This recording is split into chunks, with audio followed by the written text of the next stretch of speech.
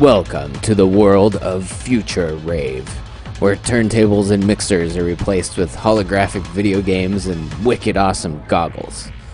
Well, maybe not. I guess this game didn't quite see the future of club culture realistically when it was released in 2001, but it definitely played an interesting part in the history of rhythm games.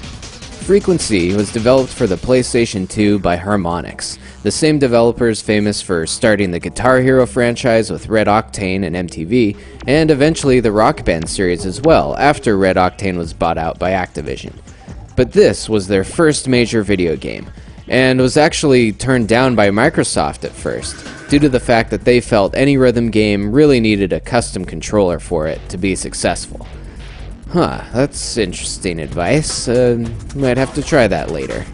But despite the lack of a plastic accessory, Frequency still achieved critical acclaim and a small cult following with some innovative gameplay elements, mind-bending graphics, and pulsing electronic music to perform and remix.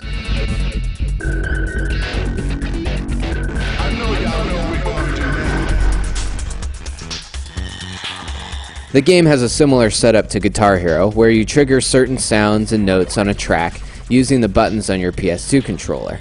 Although in Frequency, you're responsible for multiple elements of a song: the drums, bass line, vocal, synth, and so on.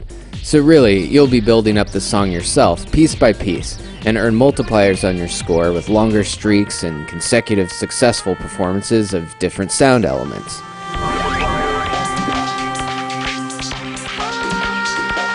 And if you can complete all the tracks in a section, you'll have a brief moment of freestyle where you can scratch different sounds or just noodle around on a synth arpeggiator.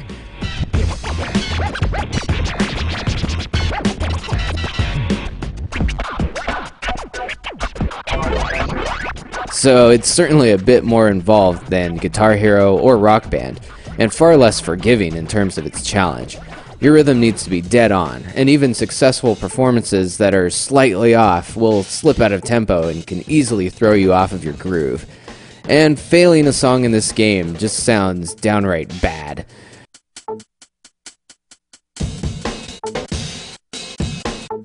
And also, you'll definitely need to get used to using the shoulder buttons in order to pull off some of the blindingly fast patterns near the end of normal mode and throughout most of expert mode. But at least there's a pretty interesting music selection here, depending on what you're into. Orbital, Juno Reactor, Oakenfold, and BT provide a proper dose of cheesy trance music. Crystal Method and the Jungle Brothers bring some big beat. DJ Qbert and Acrobatic drop some hip-hop grooves.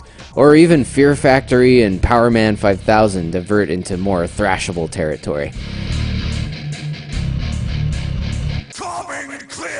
Loud and compressed to deafen the ears. And any game with the music of Meat Beat Manifesto will get my attention.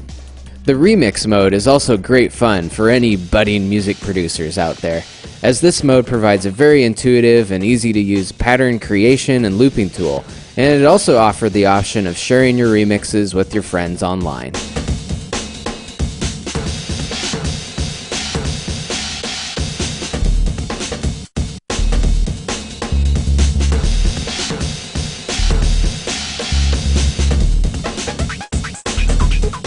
In fact, Frequency was actually one of the first few games to make use of the PS2's network adapter, with online versus and cooperative modes as well.